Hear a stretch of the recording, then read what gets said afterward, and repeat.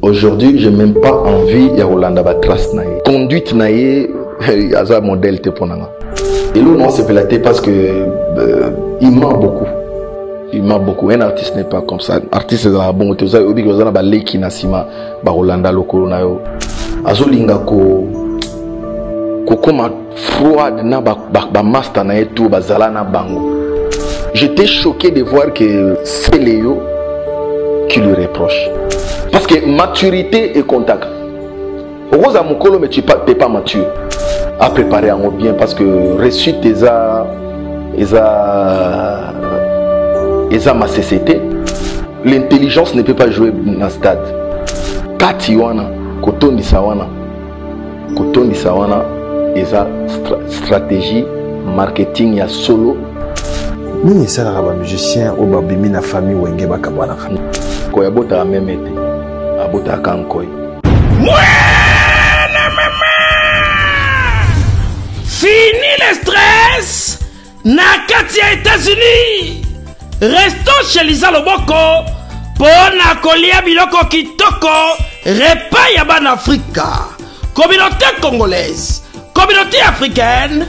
Et Zalaba Spanish, même américain. Yaka Odegiste Foufou. Yaba congolais. Chez Lisa Loboko. Awa kaka na Champaign, Urbana, Illinois, USA. Et Sikawapi Ogokuta Meni Lokola. Ntaba. Motu ya ntaba batula dongo dongo. Nkoba yako mweta pilipili. Mpakasa na Mosaka. Basambwisa yango na ngai. Tunanga nini ya? Musique douce. Okolia okomela.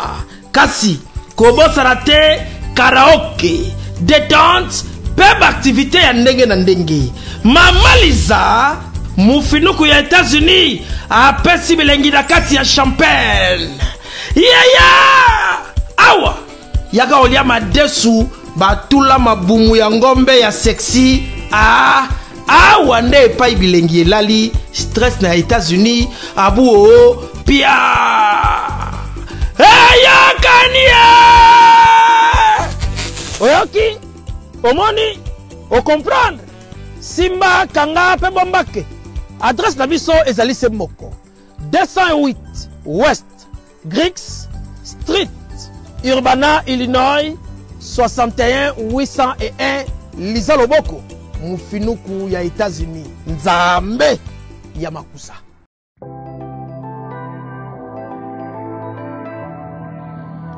Du nouveau à Kinshasa, le salon de coiffure Bercy.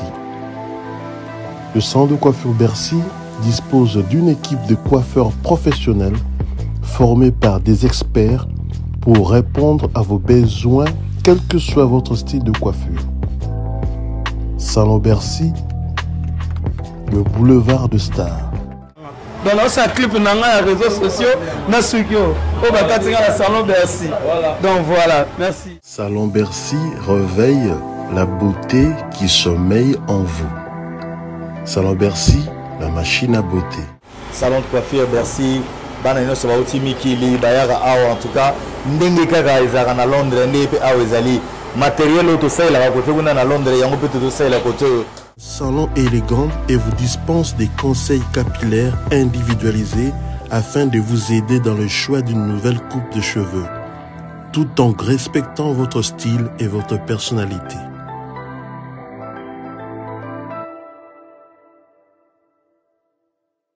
Salon Bercy, situé sur l'avenue Aérodrome numéro 4320, quartier Beaumarchais, dans la commune de Barumbu. Tata maman bisika nous zali na mokili mobimba. Communauté congolaise de manière générale. Na yeli sous pas na bino pour ko sala bino cadeau offre ou ya munene ezali cité moderne Africa yango ezana sima na ngai awa. Ça veut dire que tous en amano maluku bande venu so baye yango. Alors ma référence on a zo pesa bino ezali zone économique spéciale de Maluku. So komi wana opusani moke juste na droite na yo okomona entrée Vodacom. Na entrée Vodacom wana li okomona cité moderne Africa. So le ka Vodacom moke omoni cité moderne Africa. On a accessibilité bomoni mituka to yenango moko eza jeep moko eza motuka ya se mais awa ata oyo tobengaka catch awa na Kinshasa ba IST ba vite toyaka nango moto ekokoma nyonso ekokoma sans problème oye mpona kosala choix na yo awa. Je vous rappelle, batterie auto koteka awa eza na dimension ya 20 mètres sur 20. Prix est à 1250 $. Donc dimension il y a 20 mètres sur 20. Bengangai rapidement na numéro Oyo. Plus 243 999 52 66 52. Mounoué qui a dit que Bandoule Kozonga te chez Djonga 3 azongeli base naye na Paris oyo yesika bozalaki kolia komela pe koyoka ndule na niveau ya 2 fois te boyeba ke bilenge zongi na Paris na niveau ya kosakana te chez Djonga 3 awa chaque week-end bilenge zongi ya ndule à partir ya le 17 février 2023 ouverture officielle ya Bandoule Bokozwa chaque vendredi Suzuki Luzubu 4x4 grands chanteurs de mon pays à partir de 20h jusqu'à l'aube. Pe samedi, bokozwa CNN Alligator na baninga tout awa boko sepela joli kitoko. À partir de 20h jusqu'à l'aube. Pe dimanche sombele souka bisanga. Bokozwa Nokolias, Emile alias de Mingongo, la voix qui cloche et longo na wenge. Poussana tovanda en matinée live. Oyo ekobanda à partir de 18h tina minuit. Kasi tunanga inini. Kaka ceux qui aimaient la CDC. Mbalamoko Night Club to boîte et fungwami à partir de minuit. Ti ba 5h avec DJ Bobo. Oyo akosepelisa bino na Bandoule pe na ambiance ya kitoko. Malolo. Oui frère, Babi Djonga. La Congolia. Futur. Hein? Nous te reçons la 50 boîtes. La Katakin, c'est Djonga. Chez Djonga Twanga Nantaba, Ezwami na adresse Oyo, Noisy le Sec, Nassime McDonald, numéro 25, chemin de Grou, 93 130, Ozamo Bimba. Chez Djonga Twanga Nantaba, Yangonde Zali mo boko ya ambiance, na kati ya Paris, pe na France mo Bimba. Bana Kin, Bana Dar es Salaam, Bana Poto, Bana Mokil Mobimba, CTF Moko, Afrique Info, avec Frank Stemai, Yandankala, Twende. X-Bass, Marandura, Frank Stemai. Très heureux de vous retrouver dans les cadres de notre rendez-vous dominical. Fidèles amis téléspectateurs, bonjour et bienvenue dans votre magazine d'information culturelle, votre rendez-vous de chaque dimanche à 11h30 sur la télévision haut de gamme CMB-DJ. Fidèles amis téléspectateurs, merci à vous qui nous suivez à l'intérieur tout comme à l'extérieur de la République démocratique du Congo. Vous êtes à Likasi, Kikuti, Beni, Matadi, Kalemi et partout dans le monde. Fidèles amis téléspectateurs, merci à vous de nous choisir pour vous informer. Merci pour la confiance et la fidélité que vous accordez à cette émission Agenda Cultura. Voilà, merci beaucoup à mon équipe. C'est dimanche à la réalisation de cette émission. Je suis avec Héritier Mbulungu Héritier. Merci à l'assistance de Yuris Miateza et à la régie finale, je vois Nietzsche Mbongo, MC Riga Manzemba les notables, Chikotela, Carlos Ilikia et pourquoi pas mon frère Gianni Kodia Gianni. Voilà, merci beaucoup fidèles téléspectateurs. Émission Fondara dimanche et Bandi. Bokota agenda culture et Bandi netoba toujours boza ebele bota la biso na Kalamu, Kasavubu, Bandal, Kitambo, bande kwa Kinkole, Masina Nsele, Mikonga boza TV Mo bato belé bota la biso chaque dimanche. Merci da bande kwa Brazzaville, na Bosani Binoté, bota la biso. Merci pour la confiance et fidélité. Bozo Pesa na émission Agenda Cultura. Voilà, fidèles amis téléspectateurs, rapidement l'actualité musicale. Comme vous le savez, l'artiste musicienne, l'honorable Sundy Leker, s'est produit le samedi dernier au terrain GD à Lemba. Dans cette émission, Gianni Kodia va nous proposer les images de l'honorable Sundy Leker avec le quartier latin international de l'autre côté, la terrain GD à Lemba. On va également parler de l'artiste musicien congolais Red Voice. De son côté, l'artiste se produit le samedi dernier au Showbuzz. Ils allaient qui vont moto et c'était bien avec Red Voice. Et dans cette émission, Gianni Kodia va nous proposer les images de l'artiste musicien Red Voice. On va également parler de Félix Wazekwa, monstre d'amour à Mukwa Bongo. Rendez-vous pour le 12 août, stade de Martyrs de la Pentecôte. À partir de 9h déjà, porte rosa déjà ouverte pour na batutu balingaka musique qui a monstre d'amour Félix Wazekwa. Le vendredi dernier, face à la presse, l'artiste musicien a dévoilé comment s'est créé à stade Nene Rosala, comment spectacle Rosala. Suivez en image Félix Wazekwa et nous allons revenir tout juste après.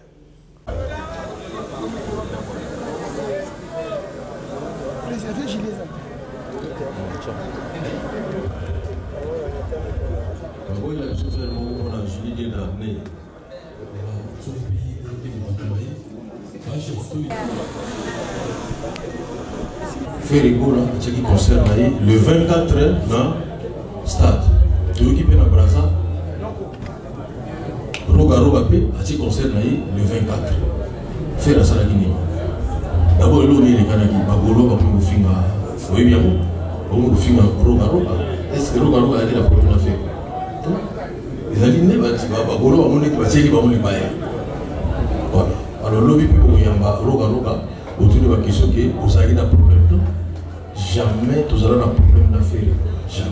Bonsoir. Dodi Akina BTG Télévision. Question d'Angeza, la ligne monstre. Culturel pays faisant style nango. Villanova faisant style nango. Nabanzemo le rôle à TikTok. Des styles wana et tout un wapi. Bola service côté nini. Des styles wana pour tout ça on a Katia TikTok. Tout un wapi. Ils sont d'ailleurs dans ces mois. On comprend que l'eau cultura. Au Villanova. Donc le part dans le bas qu'ils ont dit collaboration avec Félix Oazé qu'on a fabriqué. Et la collaboration avec Villanova na Cultura Pays. C'est-à-dire côté Mondo Banda, côté V moi je dans mon pacho, dans son développement dans mon pacho. Moule bandi koya, sengeli na magique na boakaba. On a côté Sebene, côté Robin a Boueta. Biso wa Toyota na Wenge, le roi de la forêt, je salue en passant de la jeune. Boué qui ça maintenant 4-4. C'est-à-dire on sentit maintenant que mais tu défais que Doumer il y a Kitira Francis Fonda qui est malade. C'est un très bon Doumer, Doumer à Kitira. Avant de décider maintenant la bouée ta coco, il y a Koti Wana Kenya, on sentit qu'il y a Kitari, il y a Villanova, mon petit Wana, Gaël, Francis. C'est-à-dire à partir de Boulé bâton magique à Bini, Villanova bandi Wana, côté bouée t'es bandi. Mais début wana, j'espère que tant on va yo Kango, toi on n'a pas expliqué bah yo kabana ke oh cultura et à partir de semaine wana kati moule bandi koya Nesco Villanova. Voilà, c'était là Félix Wazekwa, monstre Mukwa Bongo. On va également parler de l'artiste musicien congolais héritier Watanabe Motonatembe en production. C'est dimanche au stade de Damar de Matadi avec son groupe Team Wata à l'occasion du meeting populaire du Durkaba du président de la République, Monsieur André Wameso, une organisation de la Ligue de Gênes de l'UDPS Tshisekedi du Congo central. Donc, héritier Watanabe a déjà de l'autre côté à Matadi avec son groupe Team Wata pour Kosepelsia Bandekonyo Sokuna na stade Damar de Matadi. Voilà, fidèles téléspectateurs, tout au long de cette émission, nous allons revenir à l'actualité musicale. Tout à l'heure, dans cette émission, comme invité, nous avons le réel plaisir de vous annoncer Miel de Sang, Boramisara, Double Revolver, tous années tout à l'heure dans cette émission. Fidèles amis téléspectateurs, c'était là Mbora Misara, Miel de Sang. Merci beaucoup à Pada Dijos d'Angola, merci à Fabrice Guitanvou Fabrice Parking Yabadjogo, merci à Nixon Boutique Marché Central, on a possibilité Bruno Lubika Mbonga propre et na moto zoba code nyoso atiana poche +1 +33 +44 le code mondial Iya Willy Moucheni. Voilà, mesdames et messieurs, je l'annonce au sommaire de cette émission, notre invité, il s'appelle Doublé Revolver. Bonjour, bon dimanche. Bonjour, bon dimanche à toi Glody, et puis bon dimanche à tout le monde qui nous regarde, pourquoi pas aux amoureux de la bonne musique, parce que je suis artiste, et puis j'ai dit bon dimanche à notre chef de l'État, bon dimanche à notre premier ministre Samba Lukonde, bon dimanche à Maître Hugues et Kapolossi, je vous salue là où vous êtes, et puis voilà, je peux commencer par là. Voilà, merci beaucoup Miel de Son, merci de répondre à notre invitation. Mikolo Bélé, hein? Ah oui, c'est normal, parce que on vient s'il y a quelque chose à dire. Vous m'avez appelé, c'est maintenant je suis là. Donc, Mikolo est belé, mais je suis là en train de travailler, toujours bosser, et puis toujours continuer ma programme sous. Mais quand même, ça va avec les abeilles, oui, les abeilles, ça va. Donc, ils sont là, partout, bazo yo kabango, bazo kamwaka, de dire, mais waouh, c'est ça qui nous fait du bien. Bazo bosser, donc, sorry, bandi na ko yembate ko ignorer pe katu bato minzoto mike oyo bato mususu mikuse banini mais sorry bandi ndule, donc voilà. Mais quand même, félicitations, on a deux fois dans les cas na ba rep na yo, je vois comment équipe pesa fort et jeune penza, jeune penza. Oui, ce sont des jeunes ezake bima pena noté bazana katia ko apprendre et puis ko exercer mbalamoko sur place, et puis voilà, ils sont bazana vraiment à un niveau capable. Parce que Tobeta na bango concert en Afrique du Sud, donc résultat et puis ça très positif côté artistique, très positif, même côté public. Et puis bon, récemment côté lobby surtout Tobeta na image je sais pas ce ba Alexandre so bozana on je crois je na kinango il y a na sayo basende na de bonhomme na c'était plein craqué, donc il y a ko sakanate basenga ki biso lisusu, donc le week-end suivant, mais je dis que non ba pesa pe batumsu ba beta yobi public et senga ba changer mon idée après tozong la bango na micro, parce que tozo kende na le 22 na Picasso Palm Beach, Picasso Beach, merci beaucoup, na Picasso Beach kuna na Ntele et tout, voilà, donc mais quand même ça va, ozo bouger hein. Oui, donc Moni, après avoir beaucoup travaillé, ma concentration est belle. C'est maintenant que tout comme on pèse à siko batu o biso to bomba qui, parce que biso to za batu ya qui pour apprécier. J'étais en train de construire quelque chose de fort. Aux que celui qui non va se présenter devant les gens, c'est nickel quoi. Voilà. Mais quand même, qui est derrière Miel de Son? Mais toi, la première personne, c'est toi, non? La première personne. Donc, qui est derrière moi? Donc, Dieu est derrière moi. Zambeza vraiment dans Simananga. Donc, et puis, la population, voilà. Donc, batu o balingaka musique ya lokutate, quoi. Donc, musique ya vérité, ou ezala que non, ceux qui artistes à Mati, à Simbi, bazo sentir que non, voilà. Toujours yo kaba note précise, et puis voilà, ndenge ya imbagi na disque, ndenge ya zoyembe la biso. Donc, est-ce que c'est facile pour un artiste, un musicien de reproduire Ndengo Yemba na studio et puis na scène? C'est facile ce que vous travaillez bien. Si vous travaillez bien, si vous en avez en place, donc surtout biso ba voix puissante boibanini, voilà, donc toyemba na disque, voilà. Biso ba voix puissante toyemba na disque, donc sans machine, sans tricage, sans kendenge nini. Salamo chilanga be kopo bando kende chilanga ba genon de chilanga moi, donc tu vois, non pas ça. Voilà, c'est Miel de Son sur ces plateaux, fidèles amis téléspectateurs, vous en habitez bien parce que c'est dimanche, il m'a dit Glody vraiment au Solamingi. Voilà, à l'entrée, avant tout dans l'actualité, à Mambo Belé, et tant qu'artiste musicien congolais, je pense que situation est les Kanamboka Ozo Monango, comment enlèvement, famille Zolela, étant que leader d'opinion, réaction d'abord à cause de la néné, na bateau Baotala. Première réaction, c'est la réaction à colère. Je suis très en colère de voir que les cultures ont abissauté d'abord. eza culture na biso te. Donc ba Congolais malgré ba souffrance, malgré ba nzala, malgré nyo surtout, on vivait toujours en harmonie. Donc moni ata pas ba voisin ba lambi mais voisin en côté, donc bolier bo tchema beaucoup et tout. Donc c'est ça les Congolais, c'est ça les Bantous. Voilà, donc mais aujourd'hui là eza pour nzala na pasi. Nzala na pasi, c'est normal que eza biblique. Na Bible baloba so otali ke non na mikolo mususu ko ya bokoy ko lia na bana na bino pona nzala et pona ko luka tu vois comme il a qui ça comme et tout. Le monde commence à tourner dans influence et puis les Congolais nos frères bazui yango na ndenge ya mabe. Donc ils pensent que non sur aux téléphone Samsung, aux iPhone T. Donc c'est qui aux on a gamté, vous voyez, aux on a gamté. Ceux qui peut-être que non au bimi ou là tiata moi balman boyete, aux on a gamté. Vous comprenez, ou là moi linette à Céline boyete, aux on a gamté. Mais ce que ils ont envie que non, mais elle a mis le Céline linette na père na ya Céline, là ti moi balman, là ti moi nin. Tout ça. Est-ce que bien ndenge ni na zwa kiao? Ngana zwa na musala. Na mungongo nanga. Mais est-ce que ça, tu vois, du coup, dans un singaka vraiment vigilance na gens de l'ordre nabiso.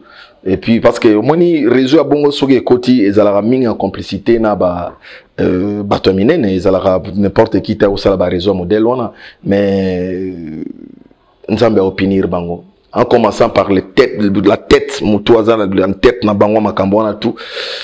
Nzambe opinir bango. Voilà, Nzambe opinir bango, mais quand même, il y a parmi Bato Bakanga qui a un qui est artiste musicien. Il y a un qui est artiste musicien, la Bossa Nikombo. Voilà, Big Boy, je pense. Big Boy qui est artiste musicien. Mais l'image, il y a musique à Congo. Zoki Ndeni na Maramba Bongo. Comment on a mon copé? Ah, ça musicien, na ebita. Non, ça va dire mon ebi marebeta. Banze monini. Banze monini. Il y a bajar nini na les autres non. Parce que tango papa yamba sali musique na mboka o akinda oboma batute. Tango Kofi Olomide bazo sala musique, tango Batabule bazo sala musique, tango Weranson ba Jibin Piana ba miel de son bisonnier to sala musique bozo kama monate. Siko omoni il y a un monde où il y a trop Android. Il y a un genre de musique mon pays Android, musique d'influence, musique il y a réseaux sociaux. Tu vois, et c'est normal que ton modèle va se retrouver comme parce que musique et réseaux sociaux on a font les parenthèses mon réseau vraiment bien, je pense que nanda kuba. Parce que au monde peut-être à zone vie na inosbi. Parce que baza peut-être na banzela moko temazon vie inosbi ya matina jet inosbi mobali ya rebo azotala na mwasi na mobali bazo refléter bala moye pe akomi ke nonga ipe funa sala boy bani mete rebo to inosbi téléphone à Symbiona et sa musique contrat zwa ki abeti sombi phone be fanatique na moko boy et alinga ki minga ka téléphone mais bino bozo landa musique wana mettons aux autres musique ils ont influencé. L'on ils ont poussé artistes musiciens. Sont les bateaux belé bakangi wana eza bateau baza ou bien ba fanatique à bateau ya musique ya internet ou bien bateau ba la musique internet. Donc c'est que ça bango, ça écrit na bango. Oso pan ba fanatique à bateau ba la musique internet, il y a musique non peut côté à l'internet. Si musique normale mais siko na normal ba live boy. Garçon bakangi na yilanga na live pesa micro, ba betele na sima yimba danger to fana to talai. Ah oui mbate. Il faut qu'abattre bon mais c'est décevant pour notre culture qui à la cité na combo ya artiste. Je sais pas si aza koto na carte d'artiste est-ce que aza nini combo na secrétariat général ya culture et art est-ce que aza inscrit? Il faut demander dans Babylone qu'on a surtout. C'est ça qui est vigilance on nazo senga na bakozi même atana ministère na biso ya culture. De commencer aussi peut-être ce qui est ça qui est pour de faire des descentes na différentes sièges et tout pour éduquer l'artiste na s'enregistrer quand même parce que mutabonga bimi que je suis artiste mais pour basengi carte d'artiste à Zanangote, basengi peut-être que non, voilà, est-ce que wapi quitanso s'enregistre na ministère de la culture, tout na au Zanangote. Alors, maintenant tu le fais artiste pour nous salir image ya ba artiste. C'est pourquoi je te dis que nous, les artistes, il y a ba TikTok na banani, bango wanande ba star ya nani, na ba fanatique na bango, balinga kama kambo bongo. Parce que bazo éduquer masse na cadre moi quoi envier. Vous voyez, moi mes fanatiques na éduquer bango quoi envier. Na ça bango ka na ki. Mais comment na cadre quoi envier voilà, faut précision. Na cadre quoi envier. Mais quoi envier c'est là papa. Au moni déjà ceux qui besoin landa vague mon boy. Il y a guide mon boy. Bon moni mo aza moto quoi envier, moto ba complexe.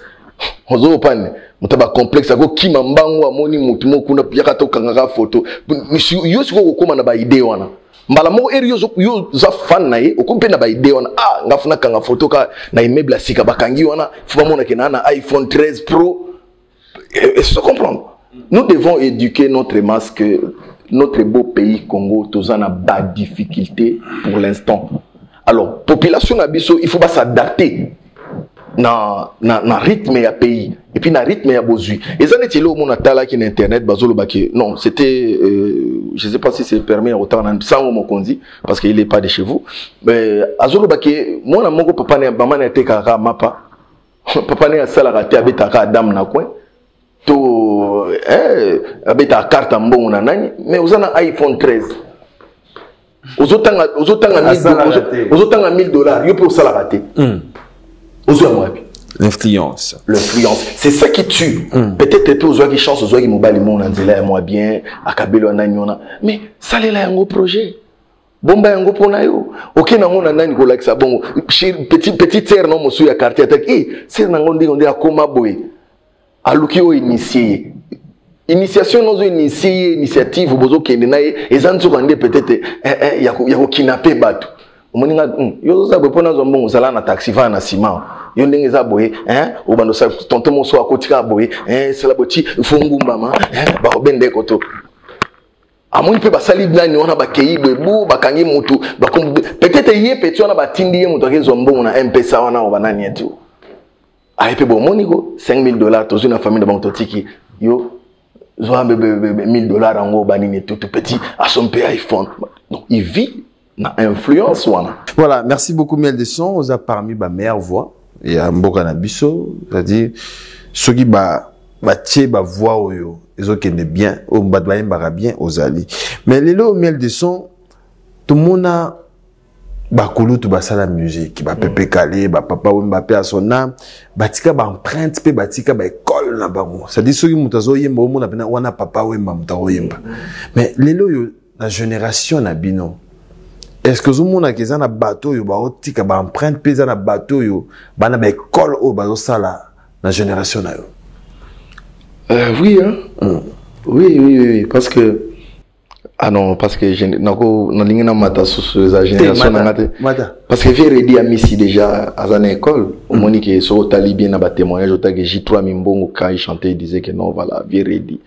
Bah, Olivier, bah, yoko Luka Verdi, bah, bien la côte, mon colo, ma cambouane, donc, j'ai redit. Donc, école de Jézali. Sur Talibé, école, mon souci a fait rigola. Ou, na ba génération, fait rigola, puis à école, bah, j'ai belé, bah, Hollande, puis école, wana. On comprend, à l'occurrence, c'est ça la jeune moko, master moko, frère moko, banini, collègue moko, artiste, les coqs chantent. Ah, ce que Hermo Bokangimi sur mon appena, donc il y a Zolanda penda, donc minutieuse, mabitambe, donc c'est-à-dire que non, c'est une école. Vous voyez, donc c'est un peu ça. Mais quand même, est-ce que des gens vont yoka, voix moro ya jeune abimina, voix ya Miel de Son? L'école ya Miel. Si, nazana écoute dans mouvement nangaye, donc, nazoye pe passe ba pesa ngeno ye pena yo, mboshi li passa. Ah, Mboshi li passe. Mboshi. Donc, ce bateau, les nani, quoi, banto bazalagi nanga vendredi, donc vendredi na katia, ya kimponza, donc, to comme show, donc comme retrouvaille, donc répétition ça la manka lundi, et puis mercredi na salara kuna na Exodus. Parce que on est comme un petit concert, donc show ya chaque vendredi. Donc même à tata on a 2 personnes mon bavandi, to pesi bango penandoule, non stop. Donc voilà. Ba monaki, ba yo kaki ba comprendre que ah pitso penda. ligne à miel et puis bazo sepelane sur tali niveau bazo sepelane c'est que ligne on eza kitoko tant zobeta les solo ya ba caché et meminga na koyeba cadeau ni musique et pe ça artiste nyon sauté ça dit to bandi carrière to silisi mais musique et pécioté cadeau ni et pe ça artiste nyon sauté ko bimisa bana hein kobimisa ba oya yo oza parce que moni lelo kombo ya wenge la tabiso obi poni la tabiso parce que to bima na makambo ba wenge maison mère netinga pena na zo chanson na banda pena esprit ya wenge banda alempela vinanga chakulenda mochana pese mbote plaza zali to so imbadia ba kapita pindi to so nazo wenge tu vois donc mais ce qu'on va faire ça en montant en sauté. Quand on peut dire qui mayo, il y a ni. Il y a Robimi Sabana. Tu même je n'ai pas qu'à préambule papa. N'as pas qu'à préambule album mon gars.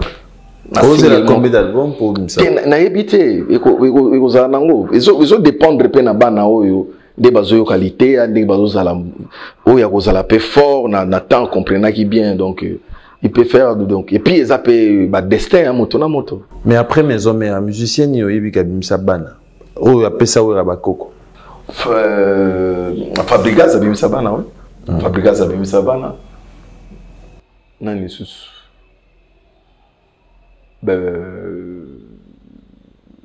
après mes hommes bon na kokotsa faire rigolater parce que y a ça na 4x4 et tout terrain. Après mes amis ni soit bimsi bana.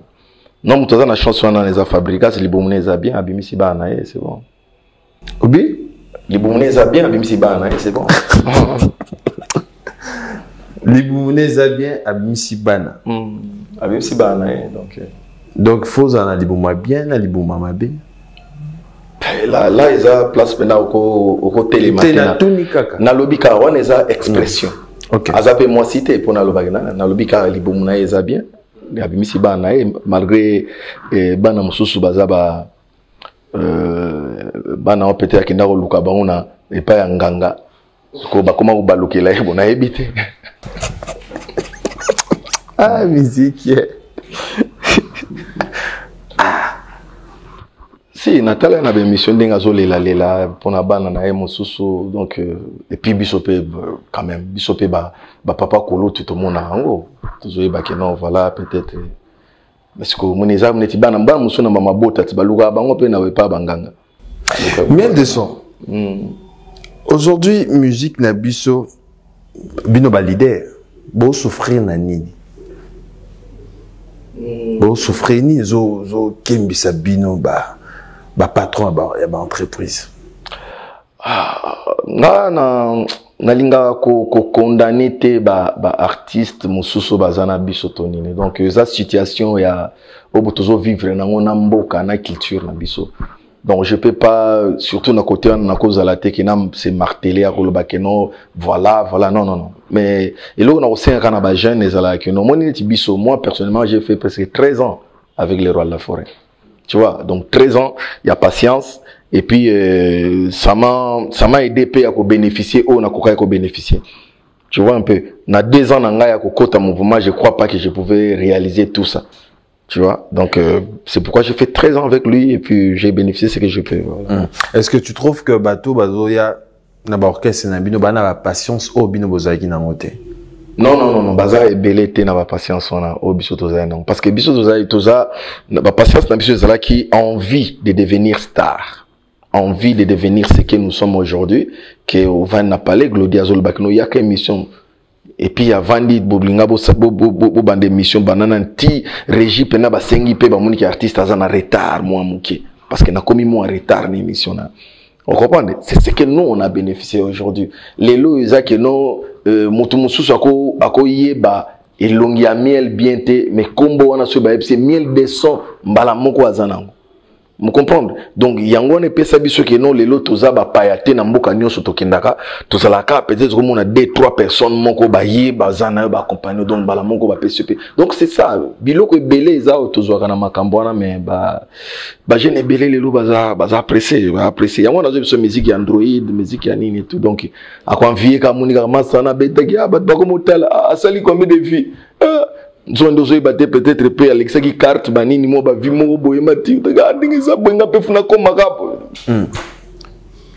Est-ce que miel lelo soki mutata l'orchestre na yo na musika comment ba jugerango est-ce qu'ils ont orchestre ils en a vie les orchestres soki mutakoti vie na échanger les orchestres soki mutakoti azokemba nanu ba juger orchestre ils ont orchestre mo te mutakota vie na échanger. Nous côté la maison et puis on a échangé avec le temps. Je te dis bien, très bien. Avec le temps, on a vendu, on a construit des relations. On a lendi si misisa, on a lendi si elongi nanga yebana, on a lendi si kombo nanga yoka na batuba yebanga. C'est maintenant que j'ai commencé yako lobake non vie nanga yebandi ko changer. On se comprend. Parce que au benga pas ba mission musupe a okaba o bazala pe na maison mère. Au monde que peut-être tous a vie ndenge mode. Mais tous ala na maison peut-être ba ya pe avanga. Mais vie pesant ndenge mode. Cela ne veut pas dire que non kokota na orchestre mo ki ngani vie changer dans le monde. Non. Parce que les lots au monde que non artiste mo kota na orchestre ngo ki ngani ona a longwe peut-être a ouvert na plateau na lobigi kuna kutu oyebi kutu abomona ka bon nazotala na moni ba frère nga mususu ngana encourage kaka ndenge loba pe ba journaliste mususu ba collègue no balinga ko mona pe ba dislocation pour bazo matière bon moi j'encourage kaka ko pe ça pe force pe na bateau bazo kinena natala pe frère mo na ebi bien c'est un bon chanteur sedent play azai pawaze ko nazomona pe déjà monite vie pe ça biso kaka ba silikoti tu comprends un peu mais elle peut-être akenda mutu so quand mais encore tu azana vie ebongi. Vie et bongaka avec le temps, avec la tête. Oyozo sala. Movandi boye ba ndenge nini ya ko orienter. Ovandi bo tali boye côté on a ba pesa danseuse voiture. Vandi bo ba pesa musicien voiture, au tali boye au ba États-Unis ba zongi. Miel de son et ça rendait. Après combien de temps faut calculer au tel que combien de temps mon bateau ba sali na makambo yo. On se comprend. Parce que nga batika nga ko na maison mère ba master belé ya génération batika nga wana babi bona wela ona batu batika babi masasi pe beta te na wela eloko ya batu eloko wela non on a changé ba question na yo te to saka wana mais non ezaki yona collègue tika na zonga OK opposer question on a répondre malamo okina ba sous question tika pona moni na wela eloko nana so lingina répondre na eloko yozoloba na wela on a qui yona héritier ke na wela yango héritier ke ya tiki avec motika s'il vous plaît mon frère je me permets de te dire que non s'il vous plaît tikala na kimia vous comprendre ngana wela eloko nini et c'est yo ka dia ba pesanga kombo na maison mère miel de son double revolver chef de guerre ngamoko ba komunanga ngamo mutu na yanango ngamo mutu na mipesa ba kombo nanga sikona bando welani mettons otikala na maison est-ce que ngana tikala ki pona na tikala na héritage non c'était pas pour l'héritage ngana yaki na salita na ngai nzambe alobi ke suki awa na kei nazo continuer vinanga donc nakoki ko wela eloko te o eza peut-être na nini comme ça pe na ba document nango ba kombo eza nango peut-être ya mampata peut-être ya exaucé to ya gladito ya yemo le roi la forêt nga siko na ye na komi ko wela eloko ba non mais sans polémique to eba comment e bana okende yo na héritier na maison te wana ton héritier qui yo tikali to beke no tikali na maison mais wana non pesa le de toi mais après ton j'ai déjà donné le meilleur de moi na nani après ko tikala wana nzemoni ba pesa mien mais la zaina nzembo ya ko pesa sous les meilleurs obino bo lukata fait ba pesa nzembo parce que yo solo qui non peut-être fallait tikala sous les allez que non bo voilà tikali ils ont respecté album wana et bimi wana kata maison mère mais la pesi makambo wana nante mais sikoyo au monde te que na beti yango libanda et pesipe makamuna ke na ba musicien Afrique du Sud grâce à album wana tozo sala po nyonso tozo loba ba concert rebeleka ka grâce à album yango doza makambu oyo na kokai ko pesa yango nazo pesa pe libanda monde ti lelo nazo résister naza on comprendre nazali alors na question mo utoloba awa il faut tant la temps oyo bato basali makambu na opportunité au bato bazu ko pesa mutu ka eza musique te frère.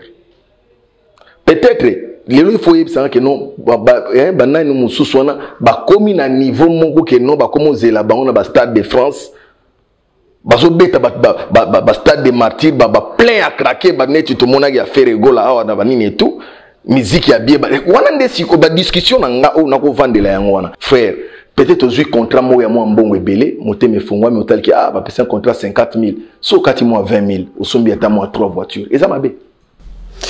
Si vous prenez une ligne, vous avez parce que bateau a payé la voiture, ba famille. So une musicien PC, ça c'est pas la famille. La famille ba mon asiko que miel a vendu associé. Non. Imagine. Bateau batala orchestre miel la musique. Est-ce que ça orchestre au sera qui a eu vie? Na yebi c'est bon. Tozala na maison mère. Tozala na maison mère. Oui. Tozala na maison mère. Hein? Oyo et pesa biso ba vie. Yo yoga kuna que non les rois de la forêt a sommé la miel voiture pour miel la vie. Tu comprends? Peut-être mutuna koyeba ki ba sommé la voiture des japonais. Parce que na mona ngo voiture moko na nezala ki Chrysler je crois quelque chose comme ça. Japonais on a Kyoto wana bo mona bani. Ndeye ba sommé la voiture na mona pena ki biso tuto yebi ah et mon PC bon doit nyongi banina dalim bon doit nyongi mais japonais ba sombela yango na habité za na contexte nini lisolo ni sola na vie a sombela et plan alors ko sombela musicien voiture les musiquité frère. Voilà, c'est miel de sang sur ces plateaux, fidèles amis téléspectateurs. Merci à Oasis Mundanda Trompe Noire, merci au jeune bourgmestre Finé et Massombo Mpoyi, merci à Maître Paul Djunga Dynamique, na pensé na Fabrice Guitanvo Parking Badjogo et pourquoi pas à Pada Dijos d'Angola, le boss Pada Dijos d'Angola et Eva Moiri na Autriche, na pensé na Plamedi Bonnet Aigle, le jeune millionnaire, et pourquoi pas à celui qu'on appelle Christian Lombele et mon frère ami Léonce RTNC2. Voilà, miel de son, toujours pour ça na yo. Avant sortie à préambule, nazoki occasion au Yambayo, on promettait à Bisso Tata Raphaël, stade 20 mai. Projet et Kenda. Ouais, projet Zalaki bon parce que j'étais très motivé. Na base nanga et tout. Mutukutu. Après ça, idée wana offre wana que non on va arranger pour toi. Et Zalaki vient nanga maximum qui MK étanchété Ongulamba. Donc on a dévoilé capo on a ni tout. Na période où on a vu Pacho Panda. Vipacho Panda Zalaki pe administrateur wana. Du coup les jours tout kei pour na solana nyango 2 jours après ordonnance na mukanda ne bimagi pour na ba travaux ya francophonie et banda na nani donc parce que na stade wana donc premier travaux ya francophonie et linga banda no na 2021 vous voyez 2021 et tout donc espèce ça contre temps donc du coup toujours ça qui moi ma colosima pour nous préparer mikolo mususu ya bon na minute okutu ndenge za boza na zoki délégation moko le lundi na répétition ya bana changu donc ba o bazala na concert à des bonhommes ils ont demandé vraiment que bazo solo là ils en a pas pour parler donc pour na stade wana ya municipal ya Masina donc du coup ya ngonde tozo na viseur na biso donc to beti des bonhommes to kobeta le 22 kuna na Picasso Beach et après siko to kuta na siko na katikati na milieu donc naebi peut-être ce qui nzambe asungi ko kozala na bokasi ya fondation IG et Kapulusi, donc fondation IG et Kapulusi, donc ou bien na ba partenaire mususu ko kozala pe ya School Lab, donc on appelle déjà monsieur Pascal Kanik Mbote place azali na Dubaï, donc Trésor Iko le DG na Bossaniété, donc par là je vois directement Madika, hein, donc on appelle si bango to Mbote place Baza, donc on est en train de voir Nanding Monado, voilà. Voilà, mais quand même Masola Bastade vraiment est peli, on a vu présence dans un stade de Martyr, il y a Ferrego là. Et ça que d'abord comment de voir entrer d'abord dans le stade. Et ça que comment on a public au côté à la faire. Entrer dans ngai salenga maman a plaisir. Maman a plaisir à saranati parce que na komika boy public ba bandi ko benganga. Tu vois, kaka apparition nanga tête nanga ka ba moni yango surtout ba o bazala ka côté sima podium. Na pesi bango na moni ya côté kuna ba remarquer que mi la côté. Na PSI, donc nous sommes obligés à faire la tour du stade. Vous avez été invité? Non, j'avais même pas besoin d'invitation, moi. J'avais même pas besoin d'invitation. Vous avez besoin d'invitation. Vous avez été ok, pas père aller qui n'a pas besoin d'invitation. Azo ça la fête, kende gaga bani, ne doit pas nabino. Mais quand même, mes félicitations pour na présence nayo vraiment on a la CPA na on comme on au côté dans stade mais bien de soni nezo cap ni ne kabolara ba musicien o surtout ya wenge ko kabolande ça dit ni ne sera que oyo na oyo ba olo banate oyo ba beba na oyo na wana ba yoka na raté ni ne sera ba musicien o ba bimi na famille wenge ba kabana nkoyi bana na yetufu bazala ba nkoyi abota même été abota ka nkoyi na minute swana ezate ke yo oza na droit ya koluka ke surtout so yomoni bankoyi nyonso na so bakoli manzaka nyonso déjà telemi oza na droit te lisusu ya komatela oyo ko gazer oyo ko intimider oyo donc il faut mitiaka na côté na yo respect mutuel et puis ce qui est bien et si lui on a parce que so au toucher oyo ozala kaka na eloko ndenge na se défendre robimsaka ba griffe na ye mais esprit ni même la division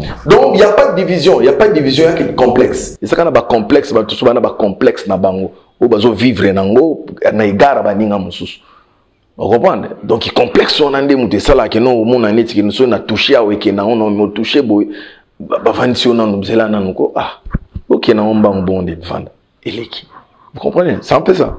Voilà, même, quand même, Koyemba, Nabandeko, et Bolotin, Adjani, Fabregas, na Podium. Après 2 années, hein, je pense, après 2 années, Boyembi ensemble, tant aux Oyemba, aux années, bah, émotion. Tant aux Oyemba, ah non. Tant aux Oyemba, non sentir que communion est public et ça bien, non sentir musique, yo ba obete langa na sima. Et ça peut être musique on a na linga ko yoka soki ke nozo yoka musique ezo beta.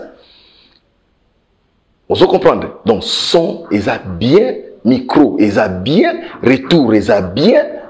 Et puis eza na image mo na ko découvrir ngo na iba itemba kambe bando sema na sima mo ko nanga.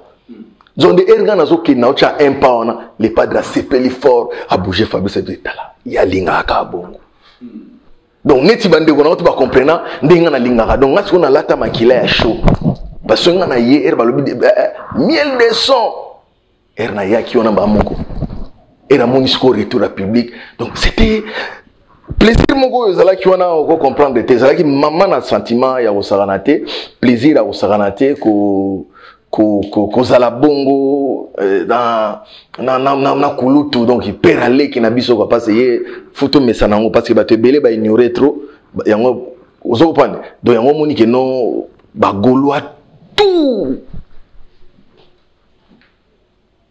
ba o ba tondisa ki stade wana na ba o ba tikala na ndako na ba o baza partout dans le monde en tout cas asengi bango merci parce que na comprenant que Tino sala tour ya stade ezo ganga kaka bato bazo longwa bao bazana pelouse bazo landa mbango na comprendre nga ke nana kati ya motema na bango très bien miel de son très bien Aux un album n'a marché préambule ils ont tourné. Tous ont annoncé déjà tourbillon. Mais pourquoi Roselate préambule et côte à côte nous avons perdu? Préambule n'a pas que déjà une émission au Kala on a tous à soutenir non à tous à côté kuna na botour n'a pas que Kala que mon préambule n'a pas une vie à 20 ans. Vous comprenez? Ils ont un album et bima na moment où on a préambule le botour na ngote. Na tala émission na bino na ba artiste belé pe ba bimisa album na ba période wana. Lelo botu na ngo sote beaucoup motu na makamu susu. Mais préambule pour nos bêta. Préambule pour nanga eza réussite totale. Parce que ti lelo bazo tuna yango. Ezo la kisake ndenge o ezala ki banzembo neti ba polo yaka to bongi sali kambo yo. Ebeta kala. Mais il y a une année passée, à l'issue et comme on a téléphone à jeune fille tout avant ma camboba, il y a ba kidnapping ya ozo ba valeur. Ba jeune fille tout na ba na miki. On se comprend. Donc préambule les années les vire. Ils ont liboso. Ah oui. Donc je suis fier de moi parce que critique il y a préambule les là quand la promotion en haut. Là je peux avouer. Mais d'un côté artistiquement parlant, tout le monde est fan. Il y a album préambule. C'est ça réussite. Mais côté succès nango. Est-ce que succès à préambule? Mais c'est ça. Succès c'est là que l'eau est où mais là. Il y a un gars qui succès. Mais tu vas confondre mon pépé na succès. Il faut pas confondre la vitesse et la précipitation. Donc, il faut confondre vitesse et la précipitation. Et ça, il a mis balai. On comprend? Et ça, il a mis balai. Peut-être que il y a une boîte na Kinshasa, peut-être na boîte mon na Katanga et Zobeta. Par exemple. Et Zobeta na Kinshasa, mais peut-être na boîte mon na Lyon. Bat bazoyo kanzimba préambule. Peut-être na Kampala, bazoyo kan préambule. Peut-être que dans la ville, mais na matongé côté mon boy, qui préambule. C'est ça que moi je vous dis que non, réussite, peut succès album ezalake et où mais là, bazo c'est la kaka na banzem bango ezo où mais là. Et ça na banzem bino boyo il y a 2 ans passés, les loso ba cheli ou ba allons la tchenga na o. Parce que vous avez besoin, vous avez besoin de sika ya moto na kalane comme mon on oui banzem ne to bando ko ngope na loyenge. Voilà, bien de sur ces plateaux, fidèles téléspectateurs. Moi, je suis en émission, on a coutume, nous avons rubrique mon photo. Dans l'inga, tu as la photo. Voilà combien de photos? Tu as la photo. Ouais. Didier Lacoste. Inspirera la musique. Musique, il y a Lacoste. Tekala. Il m'a inspiré, ça fait longtemps. Ça fait longtemps, mais aujourd'hui, j'ai même pas envie à Rolanda Batras. Hein? Aujourd'hui, j'ai même pas envie à Rolanda Batras. Mais Kala, quand j'étais encore petit, na ba début, ba maison mère, na ba bilo oneti ba yo mamelo. Mamna sa wisganto me bola en passe. Ozopan là, na erezala ki ndekunanga mo la di couleur ya ndundu. On a bandai ko sungae trop ko pesa ba vocal neti ba nini ba vocal les belé ceux dans bando lobango a les belé au la di couleur ando pesa donc na ba période on avait l'estime de mais lelo par rapport à ba comportement et puis kendeli il y a quoi et comment dirais-je conduite naie aza modèle te ponanga. On n'y a pas pélaté. Et l'eau non c'est pélaté parce que il ment beaucoup.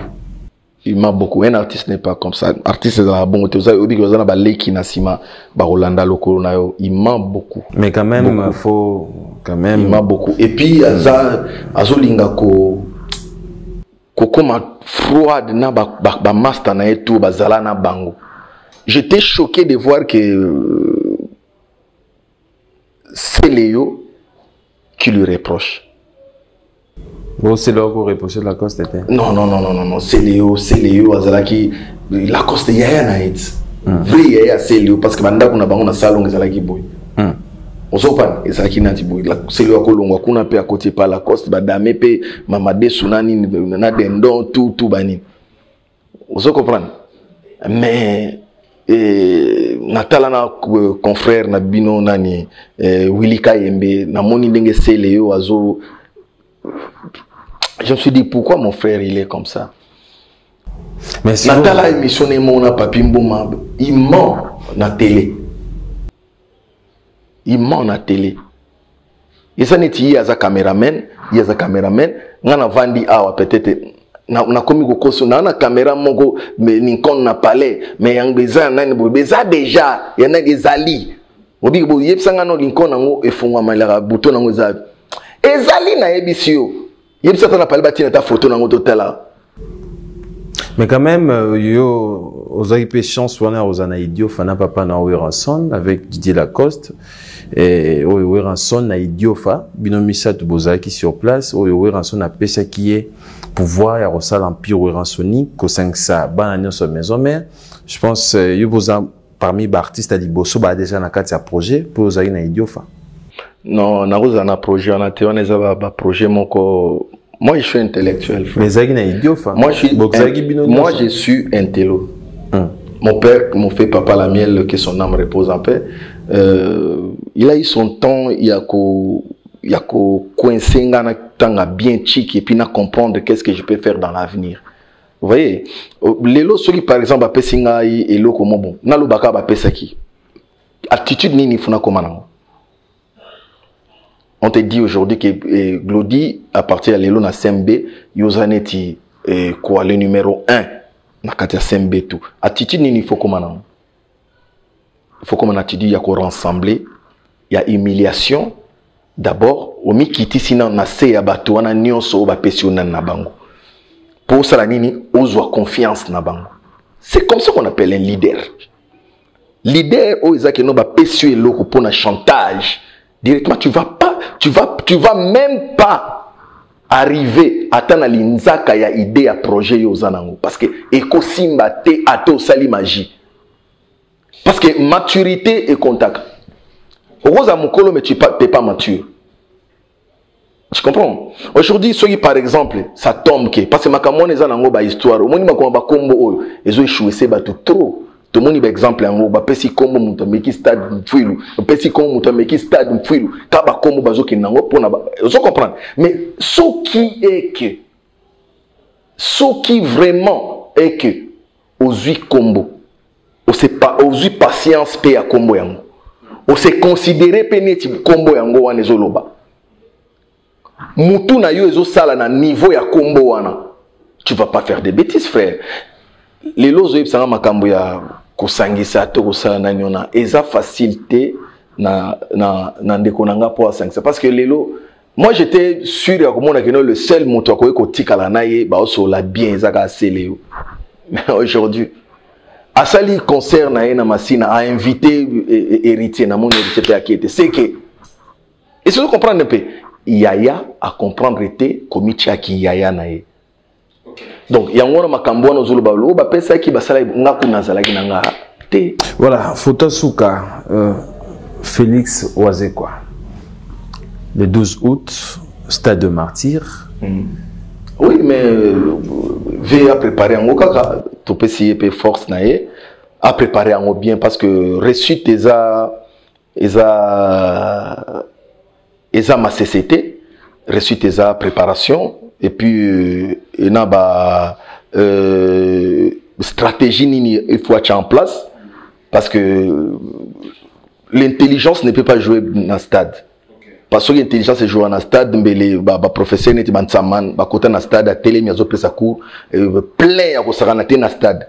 Les Français, parce que 20 samana, les Français, ils ont ma casse, ils n'ont supporter. Vous comprenez? Donc, Katiwana, Kotondi Sawana,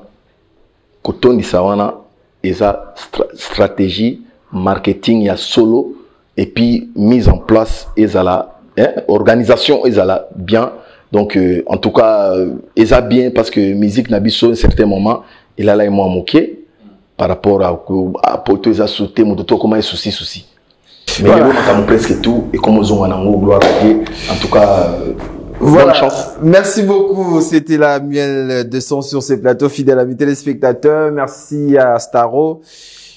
Zulu, Redo, Bolombo, Botalabiso, Rocky Tenda, Djogo Kaikula Djogo, merci à Homo Fortis.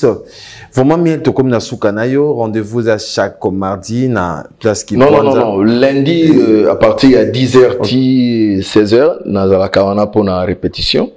Et puis le vendredi, ils ont retrouvailles chaud.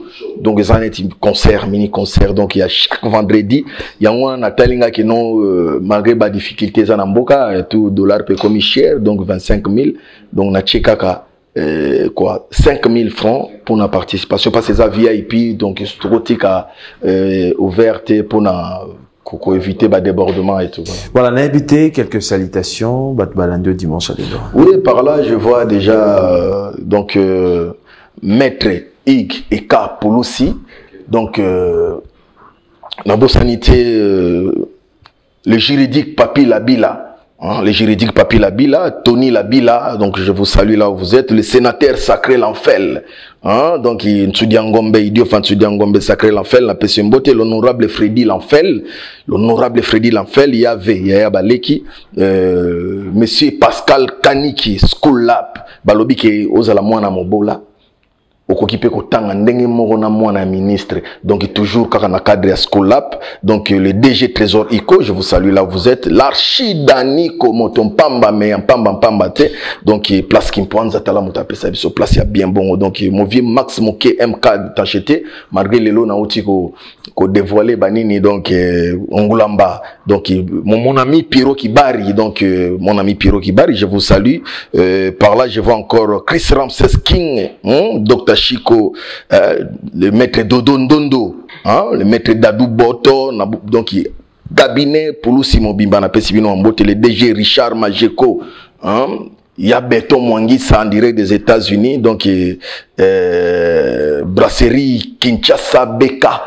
Hein? Donc Kinshasa Beka Brasserie, il y a Banakini, na pesi bango toujours ba bon dimanche na batunyo so batali biso par là na koki pe ko bossa na te engi la miel magie, en tout cas place Yovan na palais na pesi mbote place Ozali, les abeilles nyonso. Hein? Chantal Abakouer, Margot Kimabiso, Naebi qui toza toujours ensemble. Voilà, merci beaucoup, fidèles amis téléspectateurs. C'était donc la miel de son. Merci à Jérémy Converse de Baforme. Merci à Maître Paul Djunga. Merci à Bruno Lobika, sans oublier celui qu'on appelle Nixon Boutique. Et merci à Yaouli Moucheni des codes mondiales, Siamoulex, et pourquoi pas Plamedi Bonnet, na pensé, na Arlette Kakonde et Gypsy Ekoli. Merci à mon équipe, merci à Héritier Mboulon, merci à Gianni Kodia Gianni, mon ami, merci à Yoris Miateza, Urso Hindou, MC Rigaman Zembale Notable, Carlos Elika, Chikotela,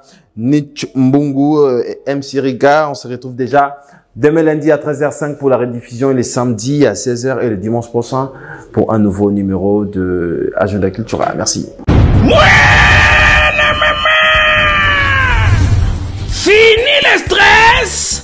Nakatia États-Unis. Restons chez Lisa Loboko pour Nakolia Biloko Kitoko. Repas Yaban Africa. Communauté congolaise.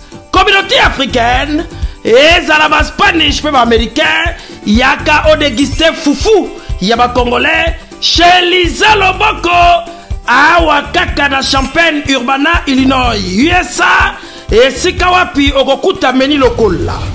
Ntaba, Motu ya Ntaba Batula Dongo Dongo, Nkoba, Yako Mweta Pilipili, Mpakasa, Namosaka, Basambwisa Yangora Ngai.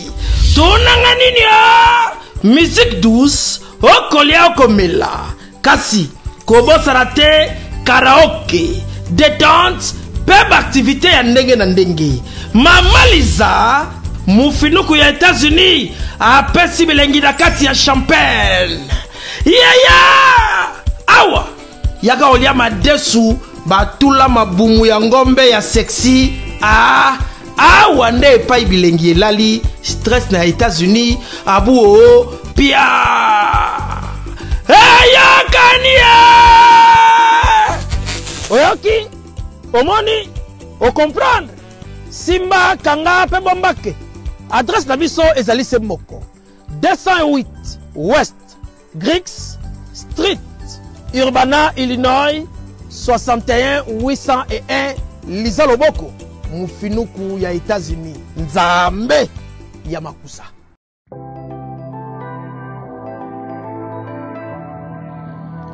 Du nouveau à Kinshasa, le salon de coiffure Bercy.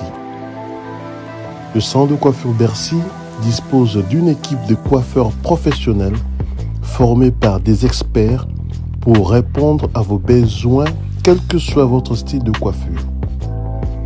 Salon Bercy, le boulevard de Stars. Dans ce clip, on a les réseaux sociaux, on a Salon Bercy. Donc voilà, merci. Salon Bercy réveille la beauté qui sommeille en vous. Salon Bercy, la machine à beauté. Salon de coiffure Bercy, banano so bauti mikili bayara awa en tout cas ndenge kaka ezaka na Londres ndenge awa ezali matériel auto sala ka côté kuna na Londres yango peut to sala côté. Salon élégant et vous dispense des conseils capillaires individualisés afin de vous aider dans le choix d'une nouvelle coupe de cheveux, tout en respectant votre style et votre personnalité.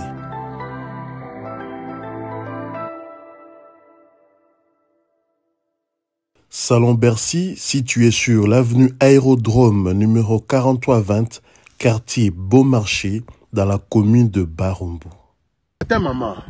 Tata maman bisika nous zali na mokili mobimba. Communauté congolaise de manière générale.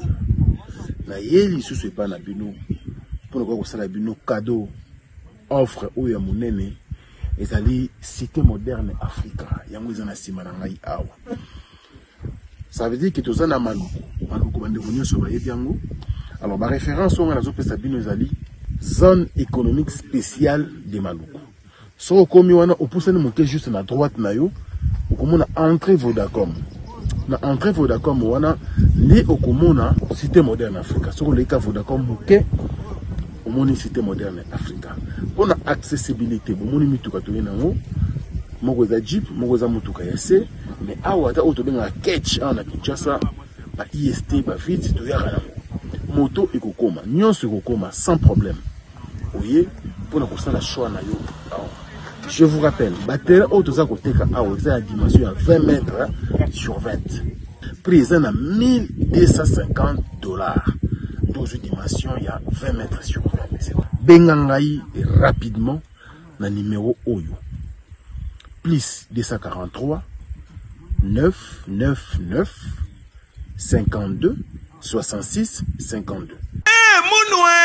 Qui a dit que Bandoule Kozonga te chez Djonga 3 azongeli base naye na Paris oyo yesika bozalaki kolia komela pe koyoka ndule na niveau ya 2 fois te boyeba ke bilenge zongi na Paris na niveau ya kosakana te chez Djonga 3 awa chaque week-end bilenge zongi ya ndule à partir ya le 17 février 2023 ouverture officielle ya Bandoule Bokozwa chaque vendredi Suzuki Luzubu 4x4 grands chanteurs de mon pays à partir de 20h jusqu'à l'aube. Pe samedi, bokozwa CNN Alligator na baninga tout awa boko sepe la jolie kitoko. À partir de 20h jusqu'à l'aube. Pe dimanche sombele souka bisanga. Bokozwa Nokolias, Emile alias de Mingongo, la voix qui cloche et longo na wenge poussana tovanda en matinée live. Oyo eko banda à partir de 18h tina minuit. Kasi tunanga inini. Kaka ceux qui aimaient la CDC. Mbala moko night club to boîte et fungwami à partir de minuit. Ti ba 5h avec DJ Bobo. Oyo akosepeli sabino na bandule pe na ambiance ya kitoko. Malolo.